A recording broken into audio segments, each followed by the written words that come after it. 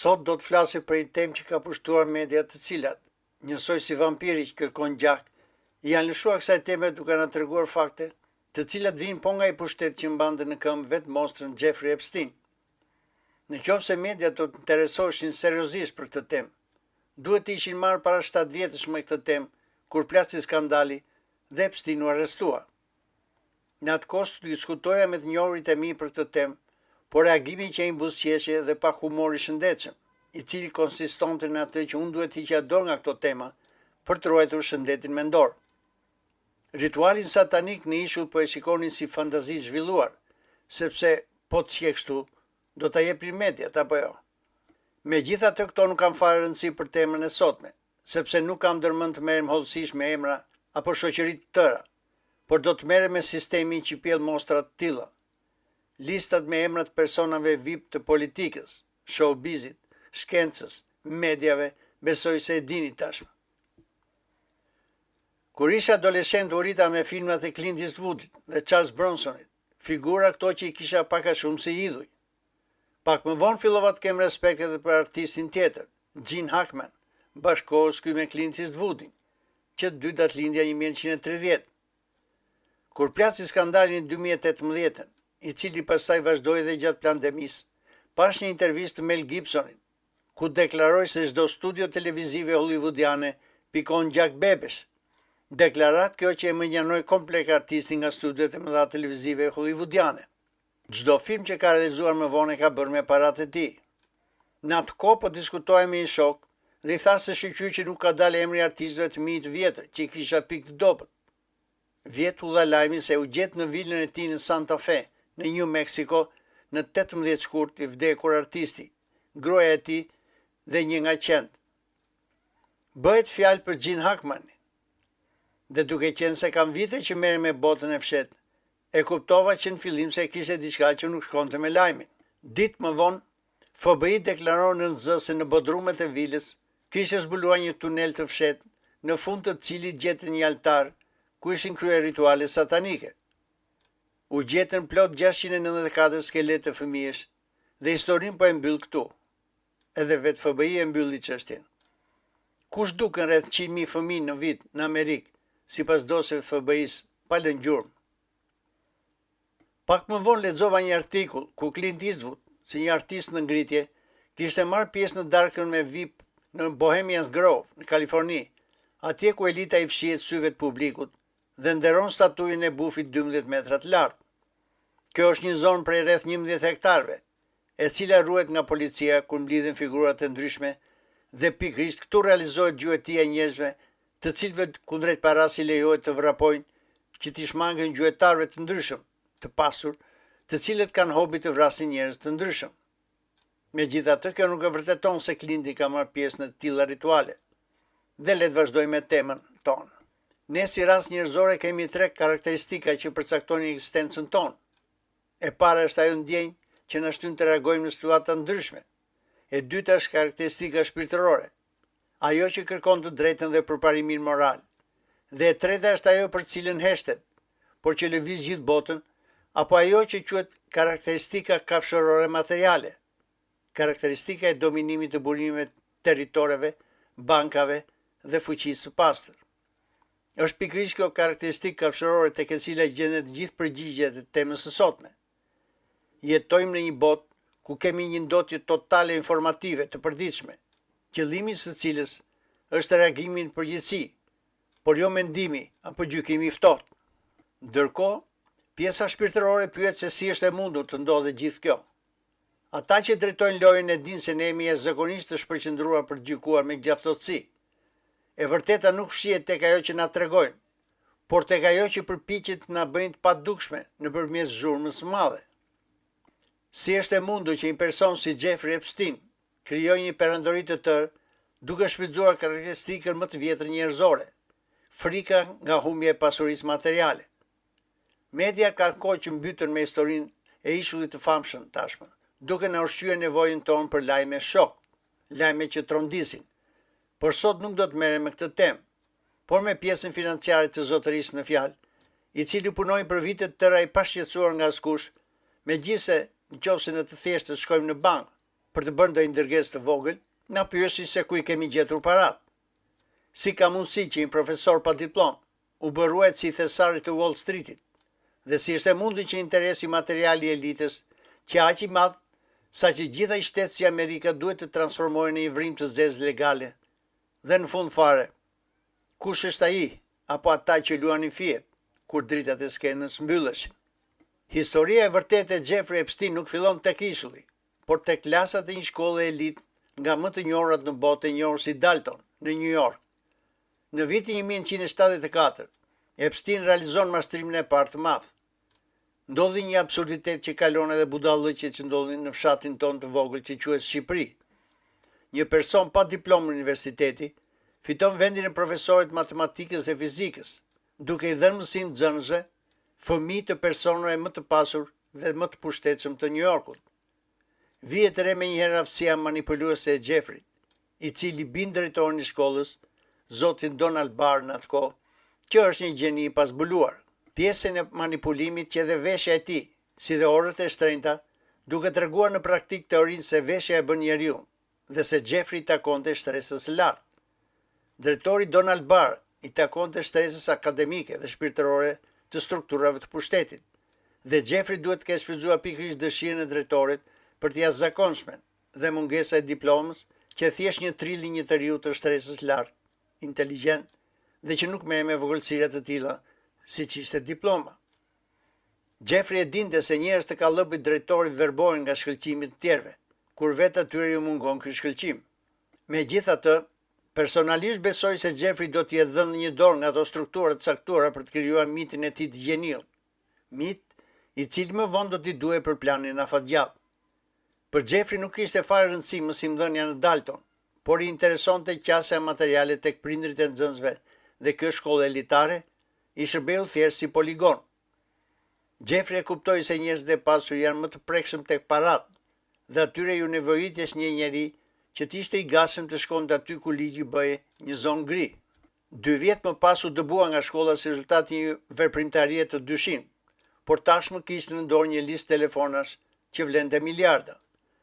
Falëndërhyjes së një prindi të prej nxënësve të tij, I quajtur Allen Greenberg, I cili që I mrekulluar nga aftësitë matematikore dhe mungesa e turpit të heroit ton, filloi punë tek banka e fuqishme Bear Stearns.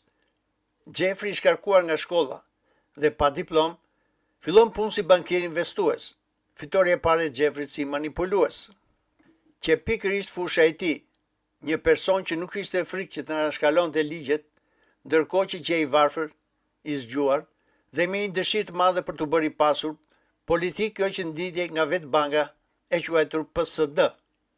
Në bank mbulonte temat e taksave dhe të arbitrazheve. Këtu mësoj se si të zhdukte paran, si mund të funksiononin sistemet offshore, si mund të shmangej kapitali nga syri I shtetit, dhe si mund të mësoj thelbi I cili më vonë do të mundësonte që ligjet janë për ata që ose nuk kanë guxim, ose dije më të thella. Me dijet që mori, filloi të dalë në gjuhë e tij për viktimën e radhës.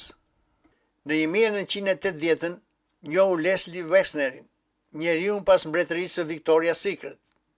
Wexner në atë kohë kishte të gjitha, miliardat dhe famën, por I mungonte pikërisht ajo që kishte Jeffrey Epstein, dijet dhe guximi për të anashkaluar taksat. Si një mbretëri gjigande, Victoria's Secret që në lupën e tatimeve të shtetit amerikan. Epstein I thot: "Unë do të bëhem buroja jote. Unë di se si paratë tua të bëhen të padukshme për shtetin, ndërkohë që ti vazhdo të fokusohesh tek biznesi yt." Jeffrey zgjidhi disa probleme taksash, për cilat avokat të mirë paguar I kishin thënë se nuk ka zgjidhje. Kjo ndodhi sepse Jeffrey Epstein guxonte të shkonte atje ku asnjë tjetër nuk guxonte, tek zona gri e ligjit. Pas 10 vjetësh marrëdhënies së bashku gjatë të cilave Epstein zgjidhi probleme të ndryshme me taksat, në 1991 Wexner I jep fuqi të plot mbi financat e tij, zotërisë që quhet Jeffrey Epstein. Kjo do të thoshte për Epstein se mund të nënshkruante çeqje në emër të Wexnerit, duke blerë dhe shitur shtëpi, duke komanduar avionët e tij, si dhe çdo veprimtari tjetër financiare, dhe kjo që bingo që I bëri Epsteinit. Ky që momenti gjatë cilit u materializua karakteristika numër 3 që përmendëm pak më sipër. ana kafshërore materiale e njeriut. Jeffrey nuk kishte më nevojë të punonte për para. Ai që pronar parash që nuk ishin të tjerë. Me çfarë biznesi merret Victoria's Secret? Me manekene të bukura që promovojnë të brendshme grasht, dhe pikërisht këtu i ka rënjën historia e herojt ton. E shfrytëzoi besimin e Wexnerit për të krijuar një katalog pushteti dhe fuqie. Ai nuk hyrë në botën e modës se interesoni të brendshmet e grave, por hyri atje se gjeti një burim material për të tërhequr me pas një nivel të lartë saktuar elite, politikan, mbretër dhe shkencëtar. Pasi mori leje nga Wexneri, lajmi u përhap si rufe në Wall Street, duke etiketuar Epsteinin si magjistar. Ndërkohë që të gjithë bizneset e mëdha kanë avokat të mirë paguar, papritur shfaqet një person i cili është i aftë të zgjidhë probleme aty ku avokat të shquar nuk munden. Epstein shiste drogën më të shtrenjtë në botë, ndjenjën e paprekshmërisë. Ai nuk që vetëm këshillues taksash, por bashkëpunëtor i fuqishëm, i cili mund të zhdukte probleme ligjore. Ndërkohë që bankierët djesisnin përpara tatimorëve, Epstein qëndronte në pozita pushteti. Me firmën e tij parat hynin në sistemi financiar të New Yorkut dhe shkonin pastaj në paradisat fiskale në përishuj të pataksuara dhe duke humbur gjurmët e pronarëve. Wall Street filloi të shikojë me seriozitet. Kur një njeri i pushtetshëm, si Leslie Wexner, krijuesi Victoria's Secret, i jep çelësin e pasurisë së tij, kjo do të thotë se Epstein di diçka që të tjerët nuk e din. Ai që kthyer në portierin e zonës gri financiare, në të cilën filluan të gjithë të afronin një nga një. Çdo klient që ai shpëtonte nga taksat, qesi një tull që hynte në murin e tij. Ai krijoi një sistem paralel në të cilin i vetmi ligj e paraja, dhe Epstein që gjykat si vetëm. Kjo është edhe arsyeja se pse të gjithë pasurit kanë fotografi me të. Kur emri i tij u çmentua në Wall Street, kuptoi se i duhej një bazë diku jashtë rrezës së ligjit zakonshëm, por edhe në mbrojtjen e flamurit amerikan. Zgjidhja u gjet tek ishujt e Virgjën nën kupolën amerikane. Këtu më duhet të jap një sqarim të vogël për të kuptuar më mirë temën. Amerika i lejon këto paradisa fiskale jo se është një shtet banane, por kemi të bëjmë me interes strategjik. Si ta kuptojmë? Epstein hap një firmë në këtë bankë që quhet Southern Cash Corporation, mbi bazën e programit shtetëror për lehtësime taksash që quhet EBC. Programi parashikon fushën e shkencës, ADN-s, kërkimeve shkencore dhe përparimin. E shikoni se ku del lidhje me Bill Gates, ka të bëjë me ADN-n ton. Prandaj dhe Bill Gates merrte pjesë në orgjiera, duke ngulur në trup vajzave të mitura vaksinat ndryshme. Si rezultat i kësaj veprimtarie, firma në fjalë merr nga shteti lehtësime taksash deri në masën 90%. Kjo do të thotë se kur njeriu i thjesht paguan rregullisht taksat, klientët e tij paguajnë qindarka. Dhe kush ka qenë partneri kryesor i Epstein nga viti 1998 deri në vitin 2013? Për 15 vite rresht kanë kaluar më shumë se $1 miliard nga banka JP Morgan Chase drejt paradisave fiskale dhe askush nuk e vuri re. Kush ishte banka që mori stafet nga JP Morgan Chase? Pikërisht Deutsche Bank, e cila nga ana e saj ka parë për ditë flamujt e kujt rrezikut, transfertat të çuditshme, para që udhtojnë pas një logjike ekonomike, por në këtë moment aktivizohet pjesa materiale e sistemit. Ka edhe një arsye tjetër se pse u fut në lojë Deutsche Bank. Nga rënja e bursës së 2008-s, e cila që edhe më e rëndë se ajo 1929-s, elita lanë rrënjë të lirë bankën e katërt të investimeve në botë, të quajtur Lehman Brothers, dhe shpëtua midis të tjerave edhe Deutsche Bank, e cila praktikisht që e falimentuar. Por si është e mundur ndërkohë që ekonomia gjermane ato vite dilte gjithmonë me suficit? Në kuadër të globalizmit, Deutsche Bank ishte bler me shumicë të quajtura CDS, Credit Default Swap, sipas këshillimeve të bankës JP Morgan. CDS i shpiku Blight Masters, që në 1994 kur punonte për Morgan. Jam i detyruar të sqaroj për të kuptuar thelbin e mashtrimit. Çfarë CDS? Edhe këtu kuptohet dhe rënja e tregut në 2008, ose më saktë, bota shkoi në kolaps. Kur ti merr një kredi, banka të kërkon edhe siguracion jete, përveç principalit dhe interesave. Pra, siguracioni mbron bankën në rast të moskthimit të kredisë dhe vetë banka këtë rrezik e hedh mbi institucionin financiar që ofron sigurimin. Ky kalim i rrezikut quhet swap, siguracioni që më përpara ka parashikuar rrezikun nga i cili varet çmimi i garancisë. CDS mund të përdoret për të gjitha llojet e kredisë dhe niveli i saj varet nga niveli i rrezikut. Vetë institucionet e sigurimit nuk janë budallënj, por me anë të bursës i ofrojnë tregut këto derivate financiare. Ashtu si banka lëshon një pjesë të fitimit të saj, po ashtu dhe siguracionet lëshojnë një pjesë të fitimit dhe afrojnë në bursë CDS-n. Por si u hodh borxhi nga Amerika në Gjermani?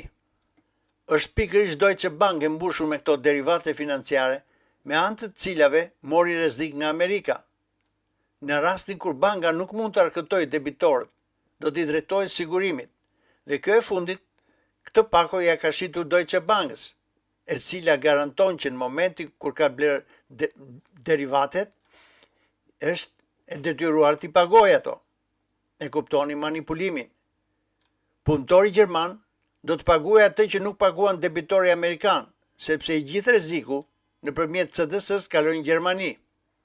Kjo është arsyeja se pse një bankë serioze si Deutsche Bank u detyrua të hyjë në një lojë të ndyrë, sepse nuk kishte zgjidhje tjetër, përndryshe do të falimentonte. Natyrisht që bëhet fjalë për miliarda. Dhe le të vazhdojmë me mikun ton. Si është e mundur që kjo Amerikë e fuqishme lejon këtë vrim brenda oborit të saj? E vërteta është e ftohtë dhe shumë e thjeshtë njëkohësisht. Bëhet fjalë për para. Amerika e lejon sepse në botën globale të kapitalit ekziston diçka që quhet konkurenca e taksave. Amerika e di se sikur nesër të mbyll ishujt e virgjër dhe të detyrojë çdo miliarder apo milioner që të paguajë tatimin e plot, kjo para nuk do të përfundonte në buxhetin e Shtetit Bashkuara, por në Singapore, Dubai, Zvicër apo në ndonjë vend tjetër. Pra, më mirë të paguaj pasuri 1% në territorin amerikan dhe banka amerikane, se sa shumat e tyre të shkojnë në ndonjë vend të huaj ku Amerika nuk ka akses. Ky është principi i kafazit të artë, dhe ishujt virgjin janë kafazi i artë, dhe licencën e kafazit e kishte pikërisht Jeffrey Epstein. Ky ofroi të pasurve një rrugë legale, të cilën ja mundsoi vetë shtetin nëpërmjet programit EBC. Përsa kohë Epstein ruante balancat, askush nuk shqetësoi se çfarë ndodhte prapas skenës. Ai fshihte trilionat, të cilët Amerika nuk guxonte t'i humbte, duke fituar kështu ndikim dhe informacion. Në botën e financave, kapitali që nuk e takson dot është më i mirë se kapitali që nuk e ndjek dot. Taksat ishin karemi, ishulli që kurthi, kurse sistemi bankar që dëshmitari i cili paguaj që të heshte. Pra brenda sistemit ekzistonte një ardhmë kriminale, ose kriminaliteti është rrjedhoje e sistemit të kalbur. Duke para të lu miliardash që rrithe përpara tij, Jeffrey kuptoi të vërtetën e asaj bote në cilën u infiltrua. Me intuitë kuptoi se në botën e fuqishme të paras nuk ekzistojnë miqësi të pafundme, por vetëm interes i pafund. E kishte inteligjencën që të kuptonte se kur në momentin që nuk do të qenë më i dobishëm për ata që kanë më shumë para se ty, do ta lëshonin menjëherë. Ishte nuk që vetëm për arkëtim, por që edhe kështjella e tij e frikës. Ai krijoi një sistem bikëqyrës që në rrethet e shërbime inteligjente quhet kompromat. Çdo qoshe e ishulli brenda apo jashtë survejohej nga kamrat. Llogaritë offshore i jepnin pushtet Jeffrey, por ai e dinte se vetëm pamjet filmike i jepnin siguri. Por si është e mundur që CIA dhe FBI nuk kanë ditur gjë se ç'po ndodhte? Kanë qenë pa aftë? Në asnjë mënyrë që jo. FBI e ka ditur që në 3 shtator 1996, por nuk ka luajtur gishtin. Logjikisht që Jeffrey ka qenë një bashkëpunëtor i jashtëm i disa shërbimeve. Testi i parë ndodhi në 2008 në Florida. Megjithse provat qenë skandaloze në dëm të Jeffreyt, ai mori një dënim qesharak. 13 muaj burg me të drejtën që të shkonte për ditë në burg, me kushtet të kthehej në darkë nga puna e përditshme. Prokurori e saj kohe, Alexander Acosta, më vonë e pranoi se pati ndërhyrje që të tërhiqej, sepse Jeffrey që agjendi shërbime sekrete, dhe rastin në fjalë që përmbi nivelin e tij. Ajo që Jeffrey nuk kuptonte në atë kohë, që se paraja e madhe mund të bëhet një ditë rrezik për vetë sistemin, dhe ai që gëmbëllon sekrete të mëdha, një ditë mbetet vetëm pas një ndihmë. Kush është marrë me jetën e Jeffrey Epstein, me siguri ka dëgjuar për gazetaren Julie Brown dhe gazetën Miami Herald. Në 2018 botuan një serial me tekste për Jeffrey. Kuptohet që dikë me pushtet që mbrapa gjithë historisë, se kush do të guxonte të padiste një person që hante mëngjes me presidentin apo figurat të tjera të larta. Ky që një sinjal për Jeffrey se kishte filluar sezoni gjuetis. Vetë Jeffrey kishte filluar të besonte se ishte kthyer në një mit dhe se qej pa prekshëm, por për sistemin kishte filluar të kishte një reputacion të keq. Kishte filluar kohë e goditjeve. Ju kujtohet vampiri tjetër, Harvey Weinstein. Miami Herald që dora që shtypi butonin, të tjera që vetëm rrjedhoi. Shpesh sistemit i duhet një gazetar që të bëhet hero, jo se intereson e vërteta, por i duhet një formë civilizuar që të godas dikë që di shumë. Artikulli i gazetës që e uvertura, pastaj çështjen e mori në dorë prokuroria e New Yorkut, e cila nga ana e saj kishte marrë sinjal nga lart. E vërteta del në shesh vetëm kur është më e vlefshme se gënjeshtra. Jeffrey Epstein ra jo se shkruajti një gazetë për të, por nuk ishte më i vlefshëm për sistemi, magjistari që bërë tepër rrezikshëm për makinerinë e kapitalit. Gjithçka u mbyll në korrik të 2019-s, kur Jeffrey fluturon në aeroportin të Teterboro, duke menduar se është akoma i fuqishëm, por kur i vun prangat, e kuptoi se çdo gjë kishte marrë fund. Përse elita kishte frikë nga ai dhe duhet ta eliminonin, në qoftë se ka ndodhur kështu. Elita ka patur frikë për sistemin që Jeffrey përfaqësonte.